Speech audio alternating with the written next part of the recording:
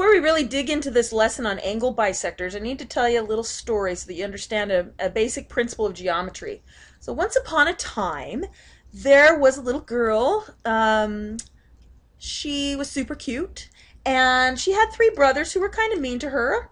And they were playing frisbee one day, her brothers anyway. She was playing over by the lilac tree, and her brothers threw their frisbee right into the lilac tree. And they said, hey, hey, little girl, get our frisbee for us. So she did, being the cute, nice little girl she was. She climbs into the lilac tree to grab their frisbee, and lo and behold, there's a nest full of hornets in that tree.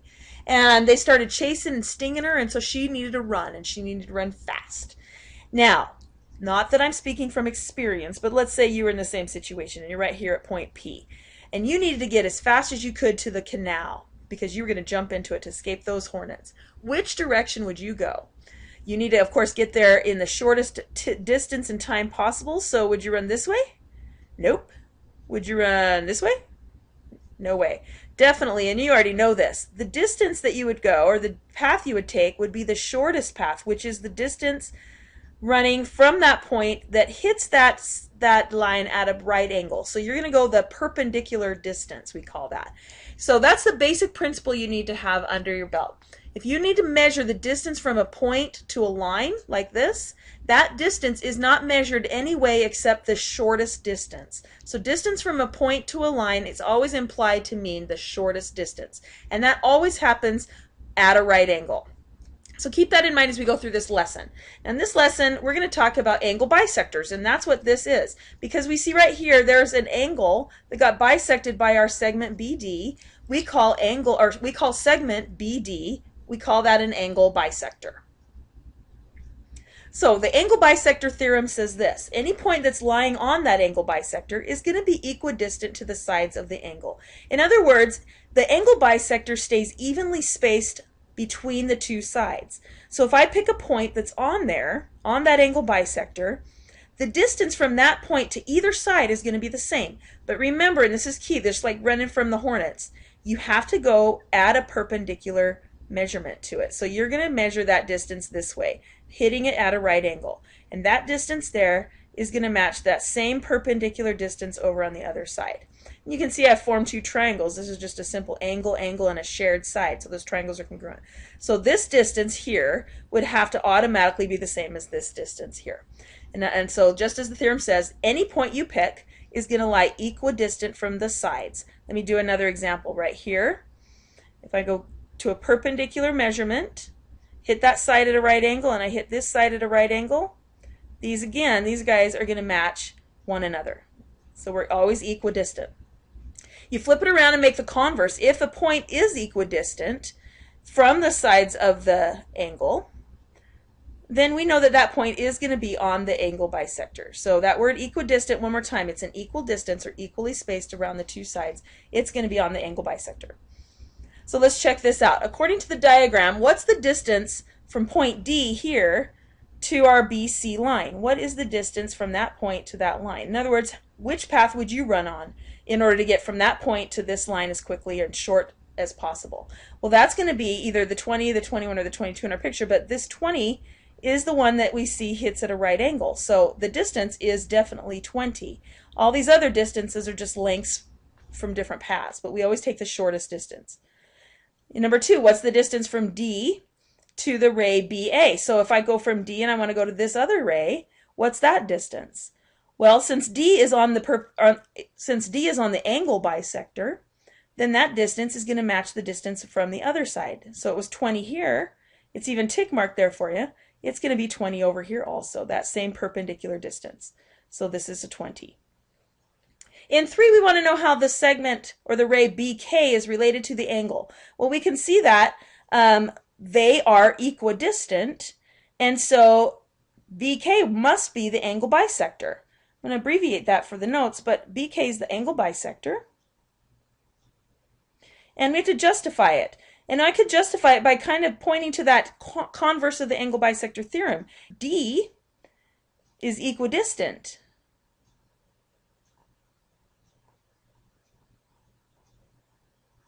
to the sides of angle ABC.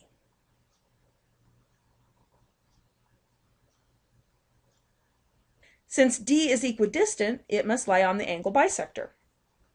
Okay, then here number 4, we're going to find the value of y. Well, we just said that this was the angle bisector, so I'm going to mark that the two angles here and here are congruent.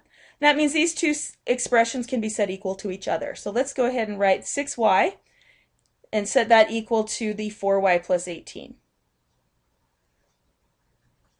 And then when we solve that, let's take away the 4y from both sides. And that's going to leave me with 2y. And 2y is going to equal 18. Dividing by 2, y is 9. So we know that was on the angle bisector. We were able to set it up as equal to each other. And y is 9. Now, some trickier questions. For each diagram, we're going to have to decide, does the point A that they give us, must it be on the angle bisector? And if it is, we have to justify it. So as we look at this first one, is point A here on the angle bisector? So if I were to draw the line segment through there, would that have to be the angle bisector? And we are going to look at these two numbers here.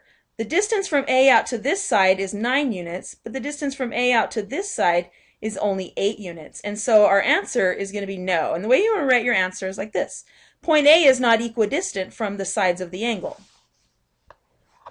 In this one, we've got another point A, and it doesn't have any information about these segments out from point A. We don't even know if these are right angles or not. But we do, if you look right here, we have some information back here at the angles. And these angles are marked as congruent with those arcs there. So for this one, I'm going to say yes, just because the angle got chopped in half. So the two equal angles are given there. And that would have to be the angle bisector. Our next example, same question, is A on the angle bisector? Now this one's a little different than the one that was just above it. A here is, I don't know the actual measures there, but I do know that they're tick marked as the same, and I also see the right angle there, so I know that's the direct distance. And it's the same direct distance over here as it's tick marked again with that right angle. So this is a yes. These guys are, A is equidistant out to the sides, so it must be on the angle bisector. And in our last one here, look at this. We've got point A, and it's 12 units out to point E. It's also 12 units out to point F. But this one is probably the trickiest one. I'm still saying no.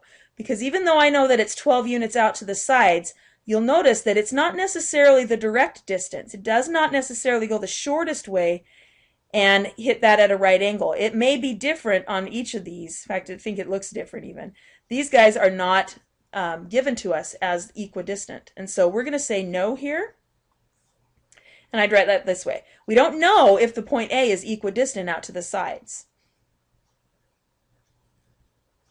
Now, from our pre-lab on this lesson, we are going to look at a similar kind of picture. In this diagram, CD bisects angle ACB, and we're going to be marking that in the picture. I'm going to go ahead and do that now. So CD was an angle bisector of ACB here. So let's go ahead and mark this.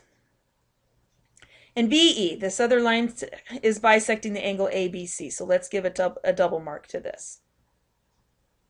So our two angle bisectors intersect. And if we were to draw that third bisector in from A, in fact, I'm just going to go ahead and draw it. We would want to construct it like we did in the lab. But if this is drawn in, we saw in the lab that that thing also hits concurrent with the other. So this third angle bisector, and it's going to happen in every triangle. They're all concurrent in the same point. That is what we call the incenter. That point where they all meet. That's called the incenter. And the neat thing about the incenter is it's going to be equidistant or equally spaced out to the sides of the triangle. And so we can see in this diagram that because of the incenter made by those bisectors, there's a circle that we could draw inside the triangle.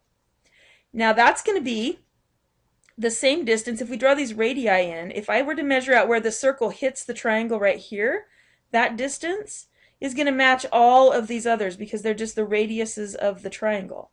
And it's going to be the same on each of the 3 points where the circle and the triangle meet. So these guys right here are congruent to each other. And we say that that in-center point is equidistant to the sides or the segments of the triangle. And I want you to highlight that in your notes. That in-center point is equidistant to the sides of the triangle. And we get this circle inscribed inside the triangle. So again, like I did in the last video, I'm going to let you summarize it this way. This is not in your notes. This should be in your summary. Make sure you write this down. Savvy is the way I remember this. So when you know how I ask you guys savvy all the time and you answer me, this is the way to remember it. It's savvy. Savvy stands for this summary. If you want to find the center of your triangle that's equidistant to the sides, construct the angle bisectors, and they're going to be concurrent at what we call the in-center, and that's what point G is. So let's mark this in our diagram. In our diagram, AE, BD, and CF, those are angle bisectors, so I want you to mark that they are angle bisectors by showing that the angles have been cut equally. So we'll put C got cut, B got cut, double ticked, and A got cut. So angle A with 3 matches the other half of it there. And when we have those angle bisectors meeting here at the in-center, which is what point G is, then when I measure the distance out to the 3 sides of the triangle where the circle's hitting the triangle, there's one and it makes a right angle. Here's another one right here where that circle hits the triangle. And the third one is right here. Those are all the same distances. So this is why we say it's equidistant out to the sides. Measured out to the sides from that center point, it's all the same. Okay, so savvy. Equidistant to the triangle sides, you want to make angle bisectors, and they're concurrent at the point we call the in-center. Get that in your summary and do your try these, and we'll talk more about this in tomorrow.